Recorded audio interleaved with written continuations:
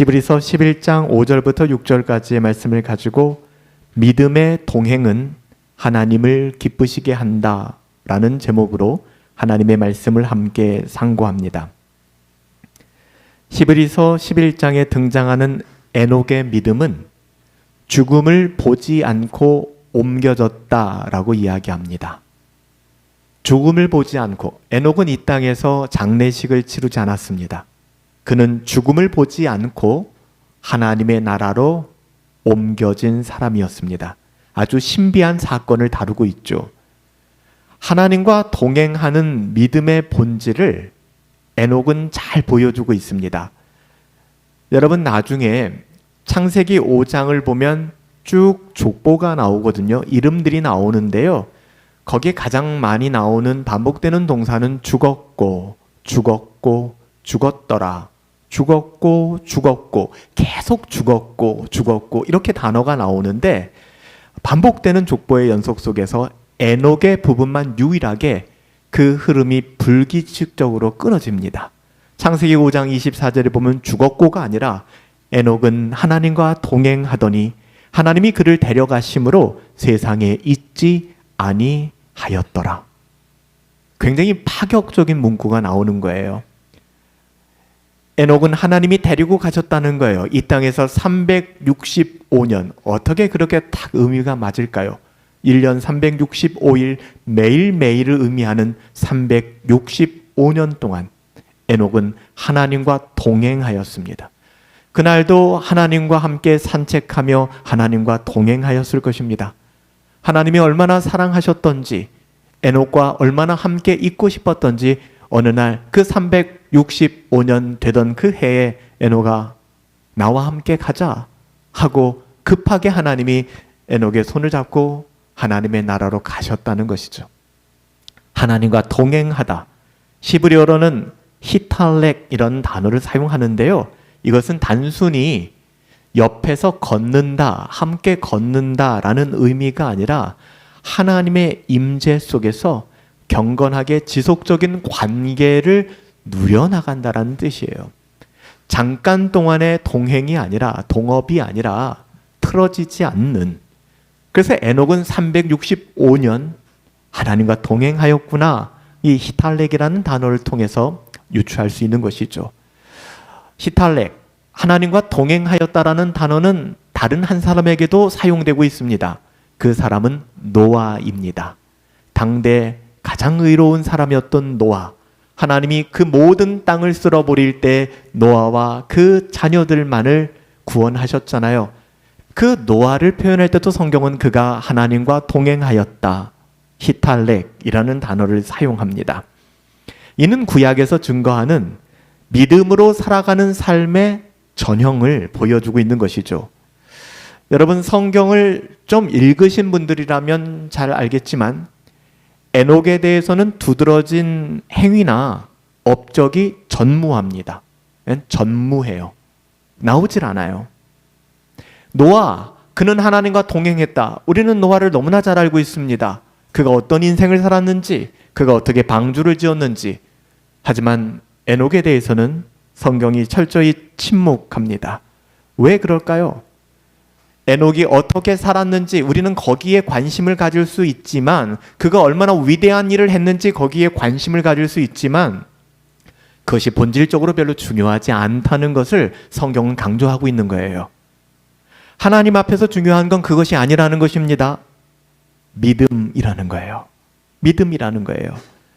에녹은 하나님께서 줄로 재어주신 삶의 자리에서 자족하였습니다. 이게 쉽지 않아요. 에녹의 삶이 성경에 세밀하게 기록되어 있지 않지만 여러분, 에녹의 삶이 우리들의 삶과 달랐을까요? 엇비슷했을 것입니다. 내가 만족할 수 없는 것, 내가 이해할 수 없는 것, 내가 받아들일 수 없는 것, 내가 고통스러운 것, 내가 통제할 수 없는 것 속에서 때로는 너무나도 힘든 시간을 보냈을 수도 있습니다. 하지만 에녹은 그 모든 것을 하나님이, 실수가 없으신 하나님이 줄로 재어서 나에게 딱 준 거구나. 우리가 집 계약할 때 몇 평 아파트 들어가면 그 평을 믿고 들어가잖아요. 그 평수를 25평 하면 25평 아니겠습니까? 가서 그 줄자로 다 재봅니까? 아니잖아요. 믿잖아요. 33평 그러면 33평이구나 믿잖아요. 하나님이 나에게 줄로 재어주신 삶, 그 삶이 실수가 없으시구나. 하나님은 선하시구나. 단지 내가 어리숙해서 이해할 수 없는 것이고 내가 받아들일 수 없는 것이구나. 여러분, 하나님을 신뢰하는 믿음이 있을 때 가능해지는 것이 자족하는 것입니다. 만족하는 거예요. 비교하지 않습니다. 나는 왜 저 사람보다 못한 것을 누리며 살아가야 합니까? 왜 우리 집 애들은 저 집 애보다 좀 못한가요? 왜 내 남편은 저 집 남편보다 못한가요? 우리는 왜 이렇게 살아가야 하나요? 이런 비교가 없어요. 물론 이 땅을 살아가면서 열심히 살아가지만, 충성되이 살아가지만 그 다음에 주어지는 모든 것들 우리 뜻대로 되진 않잖아요. 우리 다들 열심히 살고 있지 않습니까? 삶만큼의 결과는 우리의 만족을 주진 않아요. 그럼에도 불구하고 신자들은 자족하는 것이요, 스스로 만족하는 것입니다. 에녹은 하나님이 줄로 재어주신 그 삶에서 자족하였습니다. 자족한다는 것은 믿음이 없이는 불가능한 것입니다. 믿음으로 경건하게 하나님과 동행하였다. 그 이상 이하도 성경은 기록하고 있지 않아요. 에녹이 하늘에서 불을 끌어내렸다. 에녹이 홍해를 갈랐다. 이런 게 성경에 기록되지 않아요. 그냥 에녹은 하나님이 맡겨주신 그 삶의 자리에서 우리는 관심이 있죠. 에녹이 어떻게 살았을까? 근데 거기에 관심 갖지 마세요. 성경은 얘기합니다. 그는 믿음으로 하나님과 동행하였다. 사람들이 평가하는 에녹의 삶이 위대한 업적, 성경은 기록하고 있지 않습니다. 마치 소시민과 같은, 어떻게 이런 사람이 히브리서 11장에 기록될 수 있을까? 히브리서 11장은 믿음의 영웅담이라고 하는 그런 사람들의 이름이 기록되어 있는데, 어떻게 지난 시간 살펴봤던 아벨, 그는 순교자의 마음을 가지고 예배했잖아요. 근데 에녹은 아무것도 기록하고 있지 않아요. 다시 한번 말씀드리지만 우리들이 관심 갖는 그것, 그 위대함, 그 별로 중요한 게 아니라는 것입니다.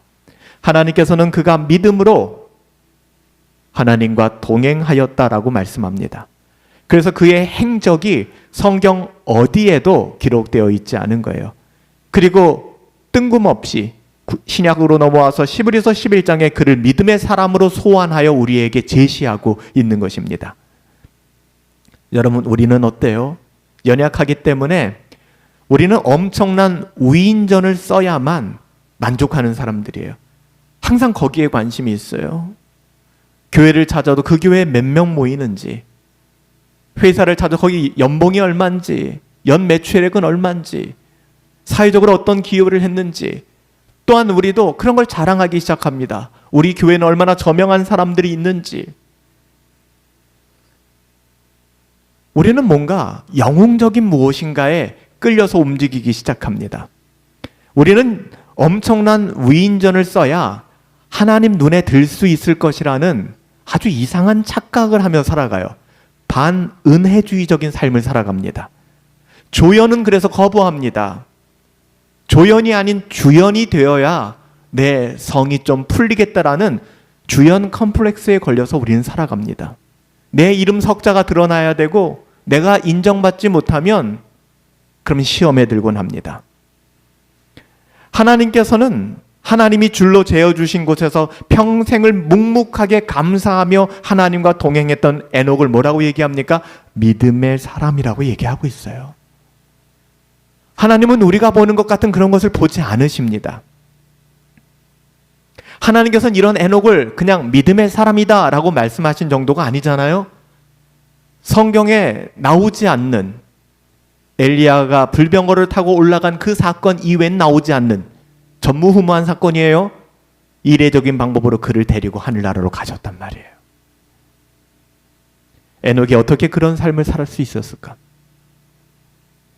그는 보이지 않는 실제에 대한 확신, 믿음은 보이지 않는 것의 증거이고 바라는 것들에, 우리가 바라는 것들을 간절히 바라고 있지만, 그리고 우리가 보이지 않는 것들을 증거로 삼고 있지 않지만 믿음은 그렇지 않다. 우리가 히브리서 11장을 시작하며 살펴보았습니다. 보이지 않는 실제에 대한 그 증거, 확신을 에녹은 가지고 있었다는 거예요. 믿음이죠. 그래서 그는 하나님과 동행할 수 있었어요. 하나님과 동행하는 것. 에녹의 삶은 믿음으로 하나님을 기쁘시게 했습니다. 히브리서 11장 5절에 보면 그는 옮겨지기 전에, 하나님의 나라로 옮겨지기 전에 하나님을 기쁘시게 하는 자라 하는 증거를 받았다. 히브리서 기자는 에녹의 동행, 하나님과의 동행을 하나님을 기쁘시게 한 삶으로 해석하고 있습니다. 여러분, 동행이란 무엇일까요? 제가 누누이 말씀드리지만 동행은 2인 삼각 달리기와 똑같습니다. 나 혼자는 잘 뛸 수 있어요. 뭐든 할 수 있습니다. 근데 옆에 사람과 내 다리 한쪽을 묶어버리는 것입니다. 여러분, 2인 삼각 어렸을 때 학창시절에 해본 적 있으시죠? 특별히 달리기를 잘하시는 분들은 너무너무 재미없는 게임이에요. 혼자 뛰면 난 1등 할 수 있는데 옆에 사람이 도와주질 않는 거예요. 그래서 핫둘 핫둘 서로 소리를 맞춰가면서 오른발 왼발 맞춰 나가는 거예요. 여러분, 2인 삼각 달리기, 여러분, 이것은 묶은 그 두 다리, 두 사람이 뜻이 같아야만 움직일 수 있는 것입니다. 오른발을 내밀고 왼발을 내밀어야 되는데 오른발을 내밀어야 할 때 왼발을 내밀면 그 사람들은 넘어질 수밖에 없어요. 100m를 9초에 뛰어도 그 팀은 달릴 수가 없습니다. 동행이다 하는 것은 뜻이 같아야 한다는 것입니다. 성경에서도 뜻이 의합치 않고서는 어찌 동행이 가능하리요? 동행이라고 하는 것은 뜻이 맞아야 함을 이야기하는 것입니다. 에녹은 하나님의 뜻에 합하였습니다. 하나님과의 친밀한 교제를 나누었습니다. 이를 통하여 그를 믿음의 사람이다, 그 어떤 행위도 기록되어 있지 않지만 그를 믿음의 사람이다. 우리는 행위에 관심이 많아서 에녹의 행위를 찾고 있지만 그런데 쓸데없는 시간을 낭비하지 말아라. 에녹은 믿음의 사람이었다. 그는 하나님과 같은 뜻을 가지고 하나님과 동행하였다라고 이야기해요. 물론 에녹이 가졌던 믿음 역시 은혜의 수단입니다. 하나님이 주신 거예요. 은사라고 얘기하죠. 하나님이 주신 선물입니다. 인간의 공로가 아니에요. 에녹이 능력이 있었기 때문이 아닙니다. 제가 이번 설교 시리즈를 준비하면서 칼빈의 주석과 그리고 아도 핑크의 히브리서 강해집, 그리고 로이드 존스의 설교를 좀 참고하며 과연 이분들은 에녹의 삶에 대하여 어떤 관점을 가졌을까 함께 좀 겸하여 공부하고 있습니다. 여러분들과 함께 나눠주고 싶은 건, 칼빈도 히브리서 주석에서 이 에녹의 믿음에 대해서 이렇게 얘기했더라고요. 에녹이 하나님을 기쁘시게 한 것은 행위의 완전함 때문이 아니었다. 에녹도 쓰러지고 넘어지고 자빠졌을 거예요. 365년을 살면서 그가 어떻게 완벽한 삶을 살았겠습니까? 그 또한 아담의 후손인데. 중요한 것은 믿음으로 하나님께 의탁하고 의지했다는 것입니다. 또한 그가 옮겨졌다라고 하는 것은 하나님께서 그를 자신의 은혜로 받아들이셨다. 다시 말하면 그가 그 즉시 하나님의 나라로 싹 가버렸다라고 칼빈은 해석하는 것이 아니라 영적으로 그의 영혼이 하나님의 은혜로 받아들여졌다라고 그렇게 해석을 하더라고요. 로이드 존스 또한 에녹에 대해 이렇게 이야기합니다. 에녹은 하나님과 동행했을 뿐이다. 그에게는 업적도 전쟁도 특별한 사명도 없었다.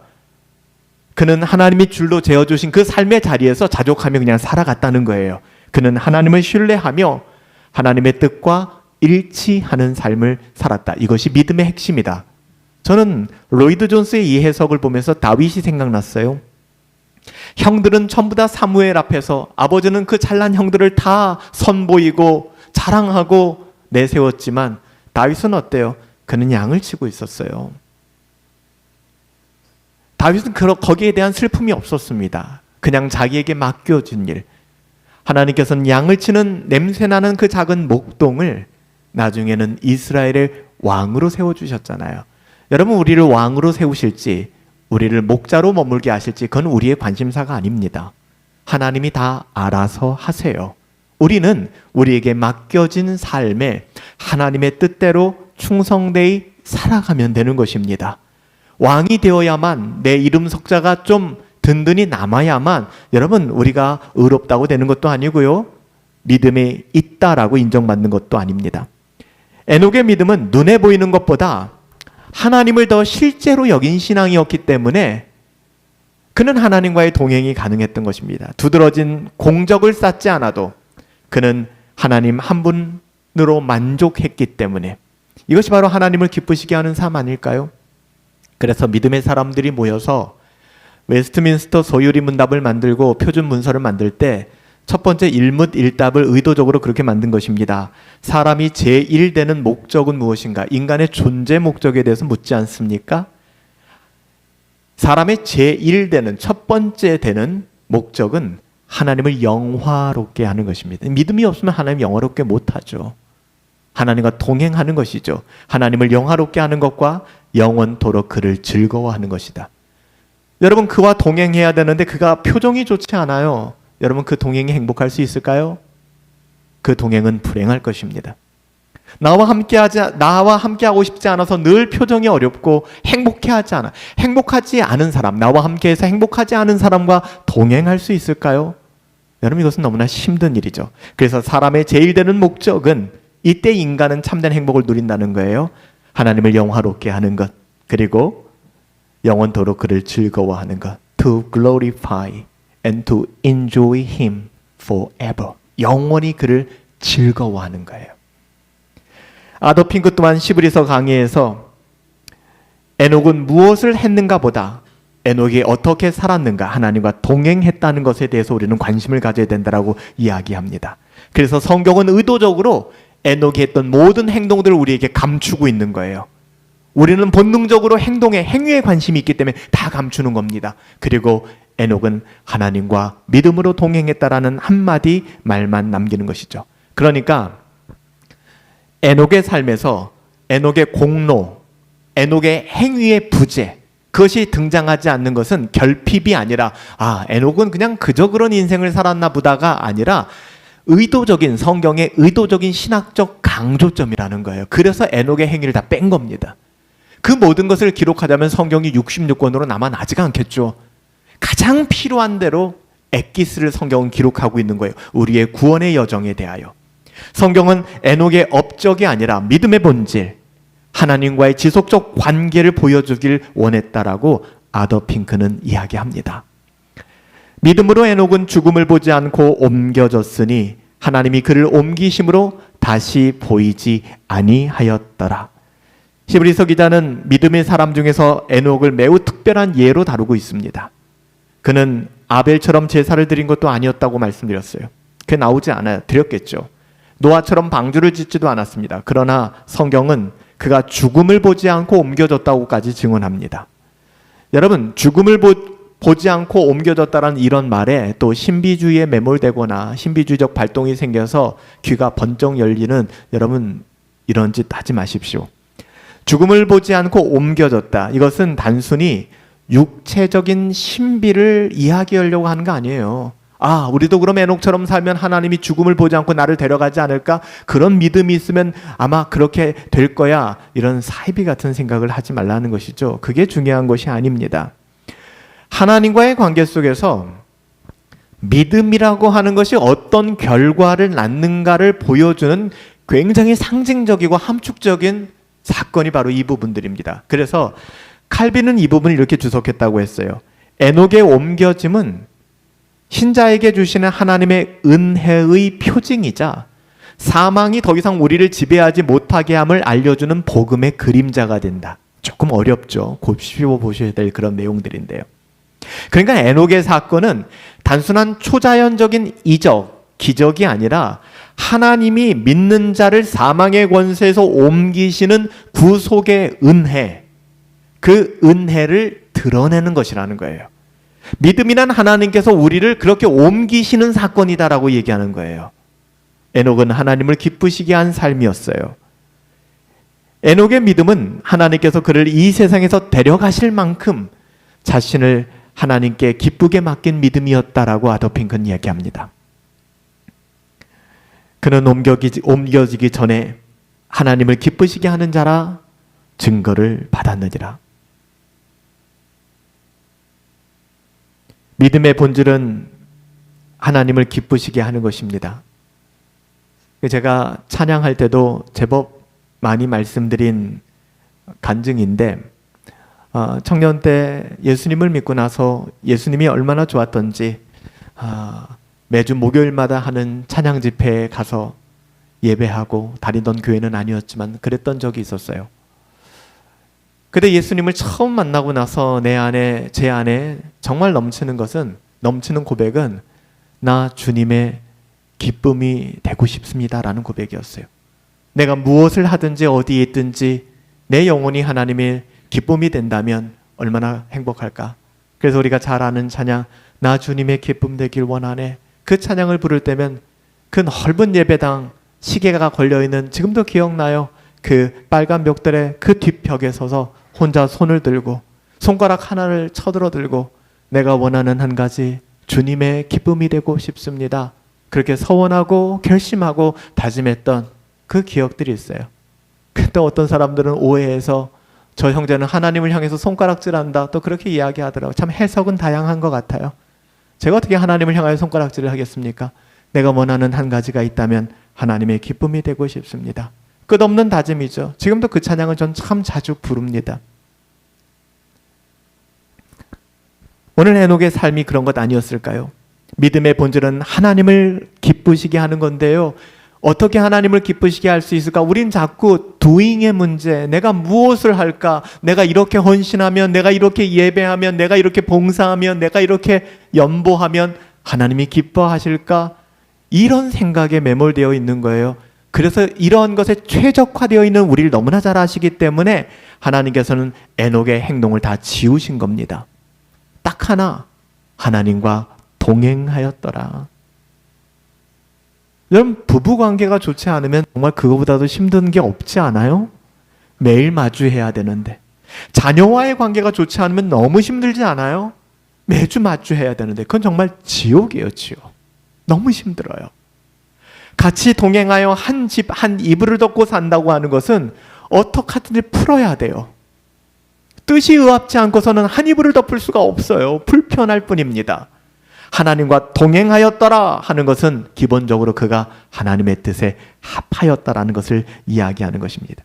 성경이 말하는 믿음은 성과 중심이 아닙니다. 나중에 너 뭐 했니? 하나님 그거 묻지 않으십니다. 관계 중심의 믿음입니다. 하나님 자신을 기뻐하고 그분의 뜻에 순종하는 믿음. 그래서 로이드 존스도 이 부분을 해설하며 믿음이란 하나님께서 살아계신다라는 확실한 인식이다. 하나님이 살아계시고 내 주님 살아계시구나.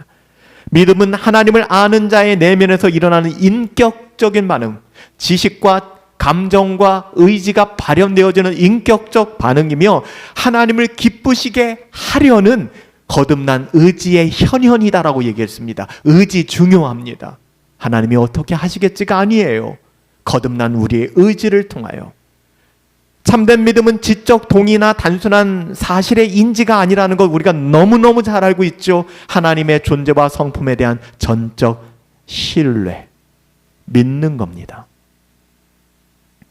에녹은 자신의 행위가 아니라 믿음으로 하나님을 기쁘시게 했어요. 물론 믿음이라고 하는 것은 한 발 더 나가면 이 문제를 해결한다면 믿음은 행위로 증명되기 때문에 이 둘은 분리되지 않습니다. 분리되지 않아요. 믿음이라고 하는 것과 행위는. 하지만 거기까지 가기 전에 믿음이 무엇인가를 여러분 아셔야 이 부분들을 이해할 수 있는 것입니다.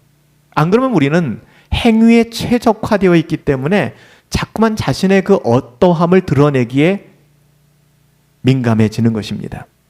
자기를 드러내거나 증명하려는 인본주의적 종교 행위가 우리 신앙이 될 때가 너무 많잖아요. 물론 믿음으로 살아가는 신자라 해도 행위적으로 완전할 수 있을까요? 없죠. 그러니까 예수님이 필요한 거예요. 하나님께서 기뻐하시는 것은 우리의 행위의 완전함이 아닙니다. 거기에 너무 빠져 있지 마세요. 믿음이 그 행위를 격발시키고 있는가? 나는 믿음에 의하여 살아가고 있는가? By faith. 믿음에 의하여. 이것이 특별한 업적을 기록하지 않은 채 에녹을 믿음의 사람으로 기록한 이유입니다. 의도적인 것이죠. 행위와 업적이라는 것에서 우리는 자유로울 수 없으니까 성경이 아예 극단적으로 믿음이 중요하다는 것을 우리에게 보여주는 사례입니다. 물론 그렇다고 해서 에녹의 믿음에 대해서 아무런 설명이 없는 것은 아닙니다. 딱 한 가지죠. 말씀드린 것처럼 하나님과 동행하였다. 하나님과 동행하였다. 이게 가장 큰 복이죠. 하나님의 임재 연습이라는 책을 쓴 로렌스 형제의 글이 참 기억에 날 때가 많아요. 그는 어디에 있든 무엇을 하든 하나님의 임재하심을 누리며 살아갔다라고 그 책에서 고백을 합니다. 그래서 그가 이런 얘기를 하더라고요. 그 책 안에서 수도원 안에 있을 때 그 수도원에서는 이제 뭐 음식을 한다거나 아니면 각기 맡은 그 사역들을 다 돌아가면서 당번처럼 이제 했었거든요. 예전에 지금도 뭐 수도원들은 그 전통을 가지고 있는 곳들은 그렇게 합니다만, 이 형제가 수도원에서 음식을 준비하는, 여러분 음식을 준비해 보셨나요? 우리 형제들은 뭐 많이 그렇진 않을 거예요. 네, 우리 자매님들 같은 경우는 명절이라든지 이럴 때 음식을 준비할 때 손이 정말 바빠지잖아요. 음식을 대량으로 만들어질 때는 아주 신경이 예민하고, 뭐 음식 1, 2인분 만드는 거야 뭐 별 상관이 없지만, 음식을 뭐 10인분, 15인분 만들어야 된다 그러면 아마 정신이 하나도 없을 거예요. 불을 다 켜놓고 다 데워가며 돌려가며 뭐 어떻게 해야 될지 몰라서 전전긍긍할 것입니다. 근데 로렌스 형제가 그런 얘기를 하는 거예요. 이 수도원에서 수도사로서 음식을 준비하고 식당의 그 분주함 속에서 일하면서도 나는 하나님의 성찬 앞에서 하나님의 성찬을 마주 대하는 것 같이 하나님의 친밀함을 누리며 살아갔다. 예수를 처음 믿고 그 글을 보면서 이게 어떻게 가능할까? 우리 찬송가에 보면은 세상과 나는 간 곳 없고 구속한 주만 보이도다. 하늘의 영광, 하늘의 영광. 더 이상 세상이 들리지 않는 거. 영화에 보면은 그런 거 있잖아요. 막 세상의 요람스러움 속에서 막 움직이는 그런 영상 속에서 갑자기 조용해지면서 이 주인공이 침묵 속에서 어떤 상황 속에 싹 몰입되어 들어간 장면이 있잖아요. 그런 것 같아요. 여러분, 우리가 믿음으로 하나님과 동행하는, 날마다 하나님과의 임재하심을 누리며 살아간다는 것, 믿음이 없다면 여러분 이것은 불가능한 일이고 우리가 이것을 가볍게 여겨서는 안 되는 거예요. 나는 날마다 하나님의 임재를 누리며 살아가고 있는가? 믿음이 없이는 하나님을 기쁘시게 하지 못하나니, 하나님께서는 우리의 믿음을 기뻐하세요. 다른 것 아닙니다. 여러분 안에 있는 믿음을 기뻐하세요. 하나님을 기쁘게 하기 위하여 행위를 쌓는 것은 신앙의 모조품이다. 그냥 여러분이 한 그 무엇인가를 통해서 뿌듯하게 생각하지 마세요. 여러분이 무엇인가를 못했기 때문에 자괴감에 빠지지 마세요. 하나님을 기쁘시게 하기 위하여 행위를 쌓아가는 것은 신앙의 모조품이다. 로이드 존스의 이야기입니다. 참된 신앙은 오직 믿음으로, 은혜로 하나님을 의지하기 때문에 가능해지는 거잖아요. 신앙의 모조품. 이 설교를 하며 로이드 존스는 당시에 타이타닉 설교를 이야기했어요. 타이타닉이 침몰했을 때 로이드 존스가 웨스트민스터에서 설교하고 있었거든요. 그는 그렇게 이야기를 합니다. 그 거대한 문명, 결코 가라앉지 않을 것이며 최단 시간에 대서양을 건너 미국까지 가리라. 인간의 어떠한, 그리고 인간의 자신감의 최상치였습니다. 그들이 차마 그 빙산의 일각이라고 생각했던 그곳에 부딪혀 그 수많은 사람이 대서양에 침몰되어 함께 수장될 것이라고 생각하지 못했을 것입니다. 인간의 그 어떠함으로는 안 되는 거예요. 그래서 로이드 존스가 그렇게 얘기하는 거예요. 신앙의 모조품에 여러분의 삶을 의지하지 말라는 것입니다. 칼빈 역시 믿음이란 하나님의 은혜에 완전히 의탁하는 것이며, 인간이 무엇을 행하든 믿음이 빠졌다면, by faith, 믿음이 격발치 않았다면, 믿음이 방아쇠를 당겨서 딱 공의를 쳐서 격발시켜야 되는데 그것이 믿음이 아니라 인간의 행동과 그 어떤 것이라면 하나님 앞에서 다 헛된 것뿐이다. 격발될 수 없는 거예요. 오발되는 것입니다. 성경이 증언하는 믿음은 하나님이 계시다, 단순 지식이 아니라고 얘기하죠. 마지막 절에 그분이 살아계셔서 지금도 자기를 찾는 자들에게 상 주시는 이심을 믿어야 할지니라. 목사의 마음이 다 똑같은 것 같아요. 어저께 저희 장인어른, 저희 아버지 또 찾아뵙고 상태가 계속 안 좋아져요. 연명 치료를 거부했기 때문에 안 좋아질 수밖에 없어요. 여러분들도 기도해 주셔서 너무 감사하고요. 계속 상황이 악화되는데 이제 아버지가 섬기는 교회에서 이제 목사님이 오셔서 이제 말씀을 읽어주는데 옆에 서 있었어요. 네, 똑같은 이야기를 하는 거예요. 감리교를 다니시니까 이제 직분은 권사님이세요. 권사님, 제가 말씀 하나 읽어드릴게요. 궁금해서 어떤 말씀을 읽어드릴지. 전 생각해서 나 같으면 시편 23편을 읽을 텐데 시편 23편이에요. 같은 마음이죠. 여호와는 나의 목자시니 내게 부족함이 없으리로다. 그가 나를 푸른 초장에 누이시며 쉴 만한 물가로 인도하시는도다. 그 말씀을 천천히 읽어주시는데 아버지가 그거 듣고 계시더라고요. 여러분, 저는 목사이기 때문에 저희 가족뿐만 아니라 인생의 마지막을 참 많이 보게 됩니다. 그 인생의 마지막에 인간이 얼마나 무기력한지, 얼마나 무력한지, 근육도 다 빠지고 빼빼 말라가지고 그렇게 노안으로, 어떻게 보면은 인생의 마지막을 마치는 사람들에게 여러분, 우리의 자랑이 무엇이겠습니까? 우리가 무엇을 믿고 살아가겠습니까? 여러분, 우리의 공로입니까? 여전히 그 시간에도 내가 이렇게 했는데, 내가 이렇게 이런 업적을 남겼는데, 여러분 그런 생각을 하시겠습니까? 그것이 아니라는 거예요. 여러분, 우리는 하나님께서 우리에게 주어주신 삶의 자리를 자족하며, 제일 중요한 건 자족하는 것입니다. 여러분, 원망하지 마세요. 그렇다고 원망했다고 해서 여러분 정죄감에 빠지지 마세요. 앞으로는 원망하지 마세요. 하나님의 뜻이 있다니까요. 제일 속상해요. 제가 금요 예배 때도 말씀드렸잖아요. 저희 어머니가 그런 말씀 잘 안 하세요. 장모님께서. 정말 신앙이 좋으신데 저희 장모님 그런 말씀 하시는 거예요. 하나님 원망스럽다는 거예요. 왜 이렇게 그러니까 다른 게 아니라 왜 이렇게 마지막 가는 길이 고통스러운지, 이 고통스러움을 좀 덜 해주셨으면 좋겠다. 알고 있죠. 저희 어머니가 그런 믿음이 없어서 하나님께 불평하는 거라고 저는 생각하지 않아요. 속상하니까. 남편이 그렇게 아픔 속에서, 슬픔 속에서 힘들어하며 호흡하지 못하며 마지막을 가는 그 모습을 보며 어느 아내가 그런 마음 없겠습니까? 믿음이 없어서가 아니죠. 우리도 마찬가지 아니겠습니까? 그럼에도 불구하고 사랑하는 여러분들, 원망하지 맙시다. 하나님을 신뢰합시다. 하나님이 우리에게 줄로 재어주셨어요. 우리가 아파트 계약하고 거기 들어갈 때 평형 의심하지 않잖아요. 하나님이 신뢰하세요. 가장 좋은 것을 주셨대요. 여러분, 하나님과 동행하세요. 여러분, 이런 믿음은 하나님을 향한 경외심과 동시에 하나님의 자녀로서의 사랑을 가지고 이 세상을 살아가게 만드는 거예요. 에녹이 그랬다는 거예요. 단 한 줄의 이야기지만 에녹이 그랬다는 거예요. 그걸 히브리서가 증거하고 있잖아요. 성경은 그가 평생에 하나님과 동행했다라고 이야기합니다. 얼마나 행복했을까? 여러분, 이스라엘 백성이 말라기 이후에 그 긴 시간 동안 하나님이 침묵하셨습니다. 그러나 그들이 가짜 성경을 만들어내기 시작했습니다. 가경을 만들고 외경을 만들어내기 시작했습니다. 말라기 이후에 세례 요한까지 하나님은 침묵하셨습니다. 여러분, 하나님의 자녀들에게 하나님이 침묵하신다는 것은 너무나도 고통스러운 거예요. 하나님이 느껴지지 않는다는 것은.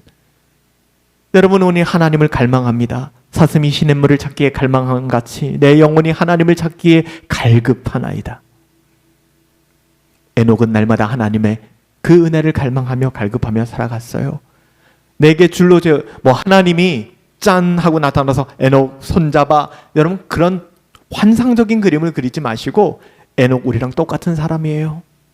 그 당시나 지금이나 똑같아요. 그는 그의 인생을 살아갔을 텐데 성경은 그렇게 이야기하는 거예요. 그는 하나님과 동행하였다. 하나님과 동행할 수만 있다면. 에녹이 그랬다고 해서 우리 모두가 죽음을 피할 수 있는 것은 아닙니다. 에녹과 같이. 하지만 복음은 분명하게 증거합니다. 그리스도 안에 있는 자, 예수 그리스도를 믿는 자에게는 결코 정죄함이 없다. 그는 사망에서 생명으로 옮겨졌다. 그러면 에녹이 하나님이 옮기셨다는 것과 우리도 그렇게 옮길 것 같다는 것을 여러분 확인하지 않습니까? 요한복음 5장 24절 말씀, 내가 진실로 진실로 너희에게 이르노니 내 말을 듣고 또 나 보내신 이를 믿는 자는 영생을 얻었고 심판에 이르지 아니하나니 사망에서 생명으로, 똑같은 단어를 씁니다. 옮겼느니라. 저와 여러분들도 에녹처럼 옮김받은 사람들입니다. 우리는 사망의 권세 가운데, 여러분 정죄함 가운데 살아가는 사람들이 아니에요. 그리스도 예수로 말미암아 우리는 육체적으로 늙고 쇠하며 죽을 수밖에 없습니다. 하지만 우리의 영혼은 믿음으로 새로운 생명을 얻게 된다는 것. 에녹이 옮겨짐은 그리스도 안에서 모든 성도가 장차 경험하게 될 구원의 사건을 예시적으로 보여준 겁니다. 그러니까 신비적인 사건이다, 신비롭다, 신비주의에 빠지지 마시고 과연 왜 이런 말씀이 우리에게 주어졌을까를 여러분 상고해 보셔야 돼요. 우리는 육체적으로 죽습니다. 저나 여러분들이 다 시한부 인생을 살아갑니다. 제가 호스피스 사역할 때 들었던 얘기 말씀드렸죠. 병실에서 오늘 내일 하시는 분들, 목사님들이 찾아와서 아이고 집사님 어떻게 기도하고 긍휼히 여겨주세요, 불쌍히 여겨주세요. 근데 그 다음 주에 그 목사님이 거기 와서 누워 계셨다니까요. 인생은 모르는 거예요. 건강할 때 건강함을 감사하며 살아가시면 됩니다. 병을 주시면 그 나름대로 거기 또 하나님의 의미가 있어요. 또 병이 들면 고쳐야 되고 치료해야 되는 것이고요. 가능한 부분이 있고 가능하지 않은 부분이 있어요. 우리는 순응하면 되는 것입니다. 그 순응이 어떻게 일어난다고요? 하나님을 신뢰하는 거예요. 하나님을 신뢰하지 않으면 안 됩니다. 이해할 수 없는 것이죠. 왜 내가 암에 걸려야 합니까?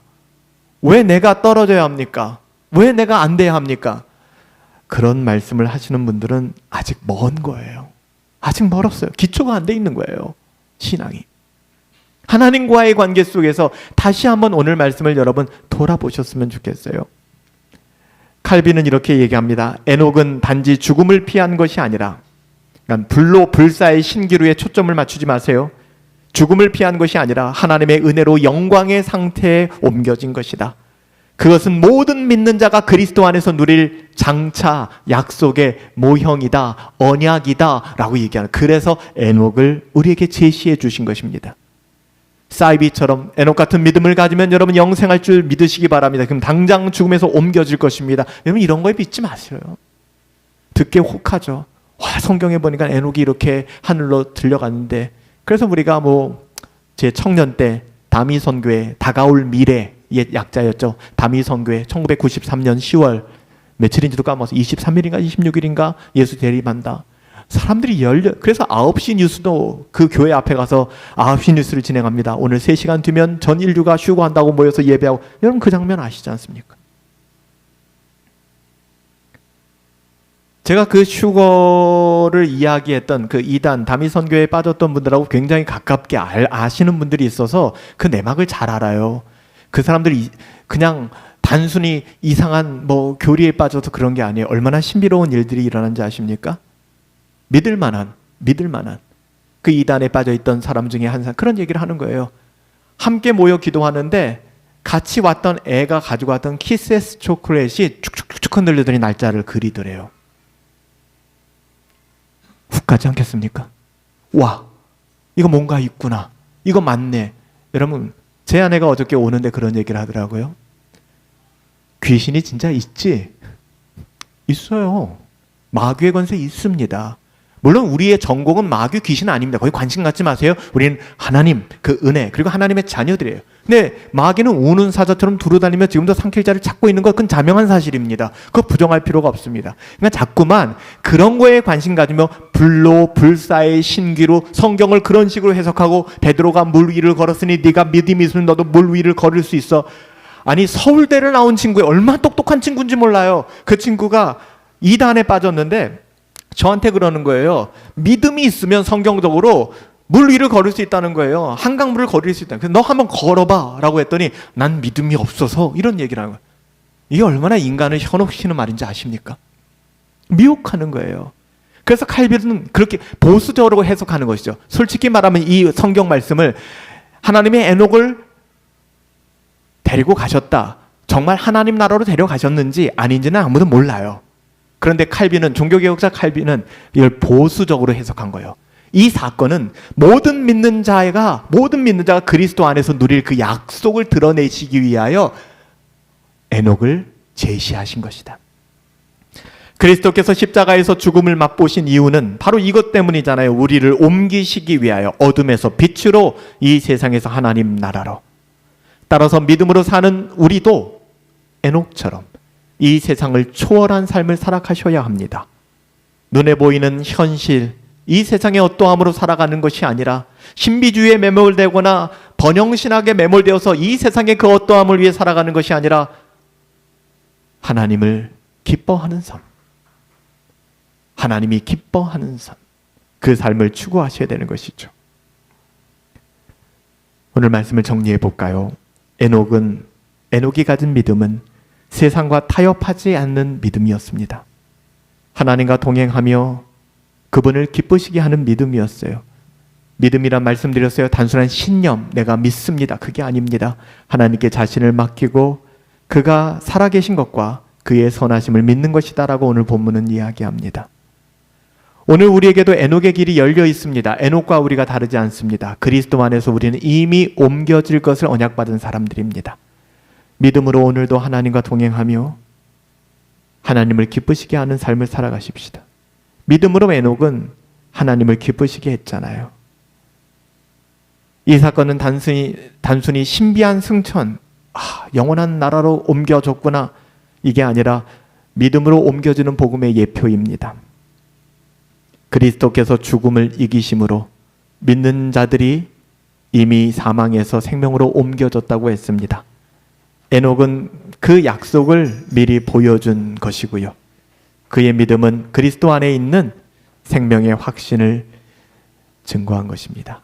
다시 한번, 그가 옮겨지기 전에 하나님을 기쁘시게 하는 자라 증거를 받았느니라. 우리의 삶이 하나님을 기쁘시게 하는 자라 증거를 받았느니라. 우리의 묘비명에 하나님을 기쁘시게 하는 자라 증거를 받았느니라. 더할 나위 없이 복된 인생이겠죠. 그런 삶 살아갈 수 있게 되기를 예수님의 이름으로 축복합니다.